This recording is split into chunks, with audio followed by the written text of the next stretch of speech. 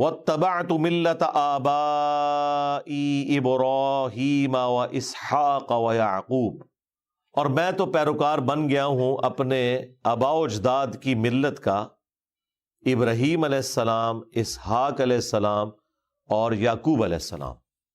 وہی جو بخاری میں حدیث ہے، کریم ابن کریم ابن کریم ابن کریم، یوسف بن یعقوب بن اسحاق بن ابراہیم۔ اور نبی الاسلام سے پوچھا گیا کہ سب سے بہترین انسان کون ہے؟ تو نبی الاسلام نے فرمایا، یہ بخاری کے الفاظ ہیں کہ یوسف علیہ السلام لوگوں میں سب سے بہترین ہے، کہ جن کا باپ بھی پیغمبر تھا، دادا بھی پیغمبر تھا اور پردادا بھی پیغمبر تھا۔ یہ بھی بخاری کی حدیث ہے۔ واقعی کتنا اعلیٰ درجے کا یہ شجر ہے۔ یہ دو حدیثیں بخاری کی میں نے اس لیے بیان کی کہ بعض لوگ اس سے اپنے بزرگوں کا دین ثابت کرتے ہیں۔ وہ کہتے ہیں یہ یوسف علیہ السلام کی سنت ہے کہ اگر آپ کا ابا حنفی ہے تو آپ نے حنفی ہونا ہے۔ تو اس کا پھر پھکی والا جواب ہے کہ اگر کسی کا ابا قادیانی ہے تو اولاد کو قادیانی ہونا چاہیے؟ نہیں جی، اسے تحقیق کرنی چاہیے۔ واہ، کیوں؟ اسے کیوں تحقیق کرنی چاہیے؟ تحقیق سب کو کرنی ہوگی۔ دوسری بات، یوسف علیہ السلام جن آباء و اجداد کی پیروی کی بات کر رہے ہیں وہ تو انبیاء ہیں، وہ بابے نہیں ہیں، وہ اللہ کے نامزد پیغمبر ہیں۔ ان کے لیے تو گمراہی کا تصور ہی نہیں ہے۔ اگر کسی کا باپ دادا پردادا پیغمبر ہے تو وہ فخر سے کہے کہ میں اپنے آباء و اجداد کے طریقے کے اوپر ہوں۔ لیکن جن کے آباء و اجداد کوئی ہندوؤں کی اولاد، کوئی سکھوں کی اولاد، اور کانفیڈنس یہ ہے کہ قرآن و سنت دکھائیں اور ماننے کے لیے تیار نہ ہو، تو ان کے لیے پھر میں یہی کہتا ہوں کہ ایک غریب اتو بدتمیز، یعنی علمی طور پر یتیم اور غریب، اور اوپر سے بدتمیزی یہ کہ کانفیڈنس عروج پہ ہے کہ جی ہم نے تو آج تک ایسی کو بات سنی نہیں۔ اور بھائی آپ نے کہاں سے سننی تھی؟ نہ آپ نے قرآن و سنت پڑھی، نہ آپ کے آباء و اجداد نے پڑھی۔ لہٰذا یہ آیت کوٹ کر کے یہ کہنا کہ یوسف علیہ السلام کی سنت ہے اپنے آباء و اجداد کے طریقے کے اوپر، اگرچہ قرآن میں درجنوں آیات ہیں، سورۃ البقرہ میں، سورہ لقمان میں، باقی صورتوں میں، کہ کافروں کو جب بھی کہا جاتا ہے کہ اس وحی کی پیروی کرو جو اللہ تعالیٰ نے تمہاری طرف بھیجی ہے نبی کے ذریعے، تو کہتے ہیں ہم تو اسی طریقے پہ رہیں گے جس پہ ہم نے اپنے آباء و اجداد کو پایا ہے۔ تو اللہ تعالیٰ فرماتا ہے اگرچہ تمہارے آباء و اجداد گمراہی ہوں تب بھی اسی کی پیروی کرو گے۔ وہ ساری آیتیں نہیں ان کو نظر آتی، ایک آیت یہ والی نظر آتی ہے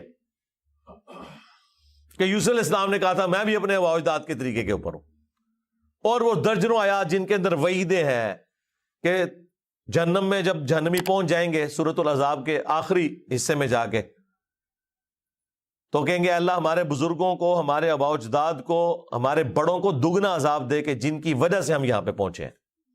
وہاں بھی جو آباء کا ذکر ہے، جو ان کے آباء کا ذکر تھا، وہ ساری آیات انہوں نے اوور لک کی ہوئی ہیں، اور یہ لیتے ہیں اور یہ دیکھیں کہ کہاں اللہ کے مقرر کردہ بابے جو اوریجنل بابے ہیں اور کہاں تمہارے جعلی بابے۔ تو یہی تو ہم نے عرض کیا ہے کہ نبی کے جیسا ہے ہی کوئی نہیں، بابے تھے شے ہی کوئی نہیں۔ ہاں اگر انبیاء ہوں تو وہ اوریجنل بابے ہیں۔ ما کان لنا ان نشرک باللہ من شیء، ہمارے لیے کبھی بھی یہ روا نہیں کہ ہم اللہ کے ساتھ کسی بھی ہستی کو شریک ٹھہرائیں۔ ذالک من فضل اللہ، یہ اللہ کا فضل ہے، علینا وعلی الناس، ہم پر اور لوگوں پر، یعنی ہم پر مراد ہم انبیاء کی فیملی کے اوپر، اور ان لوگوں پر جو ہم انبیاء کی فیملی کو فالو کرنے والی ہے۔ وَلَٰكِنَّ أَكْثَرَ النَّاسِ لَا يَشْكُرُونَ، لیکن اکثر لوگ اس احسان کے اوپر شکر گزاری کی روش اختیار نہیں کرتے۔ أَأَرْبَابٌ مُتَفَرِّقُونَ خَيْرٌ أَمِ اللَّهُ الْوَاحِدُ الْقَهَّارُ، مجھے بتاؤ کہ جدا جدا مختلف قسم کے رب وہ بہتر ہیں یا ایک اکیلا اللہ جو واحد یکتا ہے، سب پر چھایا ہوا ہے، القہار ہے؟ یعنی اتنے معبود بہتر یا ایک ہی اللہ کیا ہو جائے انسان وہ بہتر؟ اس کا مطلب یہ ہے کہ وہاں پہ وہ دیوتاؤں کا کانسیپٹ موجود تھا۔ اور باقی یہ مضمون قرآن میں اللہ تعالیٰ نے مختلف جگہ کے اوپر پھر کھولا ہے کہ ایک ہی اللہ ہو تو یہ کائنات کا نظام چل سکتا ہے۔ دنیا میں بھی کسی کمپنی کا سی ای او ہیڈ ایک ہی ہوتا ہے، اس کے نیچے اسسٹنٹ ہو سکتے ہیں، لیکن ٹاپ کے اوپر ہمیشہ ایک بندہ ہوتا ہے. دنیا کا نظام نہیں چل سکتا. خاندانی نظام ہے نا، ٹاپ پہ اللہ تعالیٰ نے مرد کو رکھا ہے. الرجال قوامون علی النساء. کیونکہ ایک سے زیادہ لیڈرز اگر ہوں گے تو ستیہ ناز ہوگا کسی بھی جماعت کا، کسی بھی ملک کا. کوئی ادھر کھینچے گا اپنے فالوورز کو، کوئی ادھر کھینچے گا. ہاں یہ تو قرآن میں بھی لکھا ہوا ہے. اللہ تعالیٰ سورۃ المومنون میں فرماتا ہے کہ اگر اللہ کے سوا اور الہ بھی ہوتے تو جب جھگڑا ہوتا تو ہر الہ اپنی مخلوق کو لے کے، اپنے فالوورز کو لے کے سائڈ پہ ہو جاتا. یہ قرآن کی آیت ہے.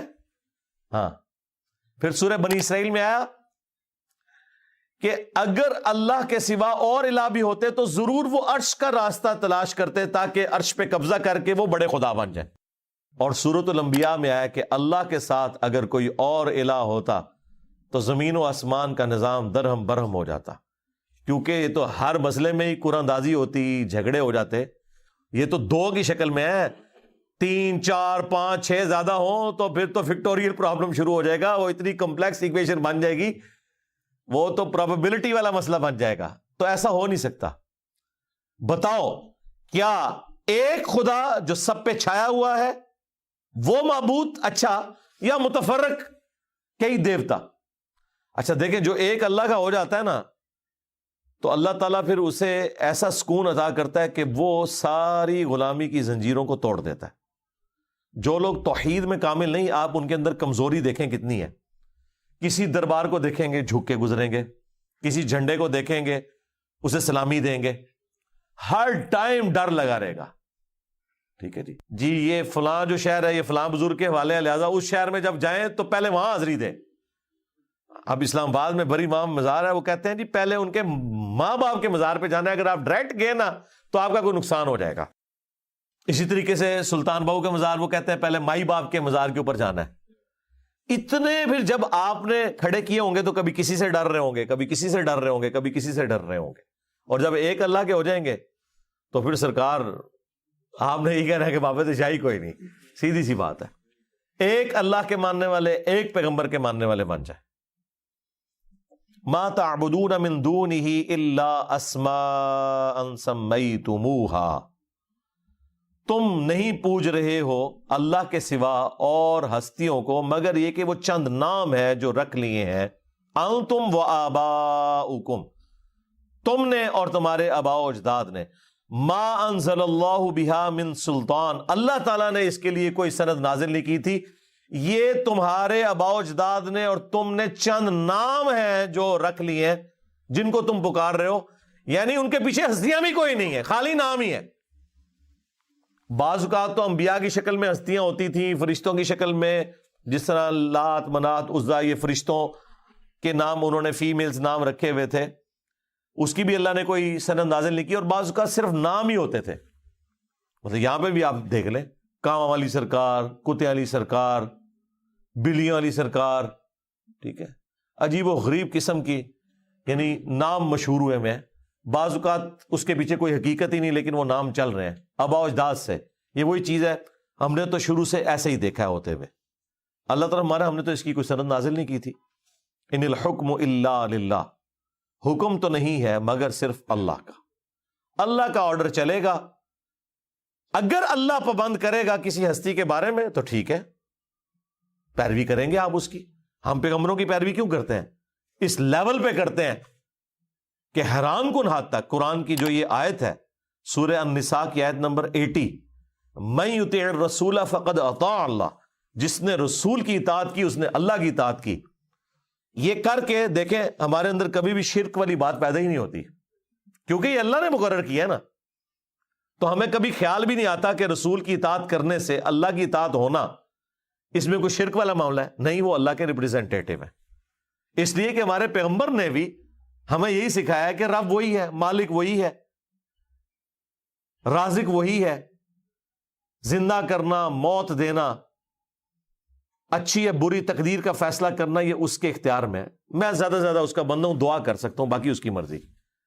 تو پیغمبروں کی اطاعت میں کبھی بھی نقصان نہیں ہوتا، الا یہ کہ کوئی پیغمبروں کی اطاعت سے ہٹے اور نعوذ باللہ انہی پیغمبروں کے اندر خدا کو تلاش کرنے کی اس حوالے سے کوشش کرے کہ ان کے بارے میں ڈیوینٹی کلیم کر دے، جس طرح کرسچنز نے کی کہ عیسیٰ ابن مریم ہی اللہ ہے، نعوذ باللہ۔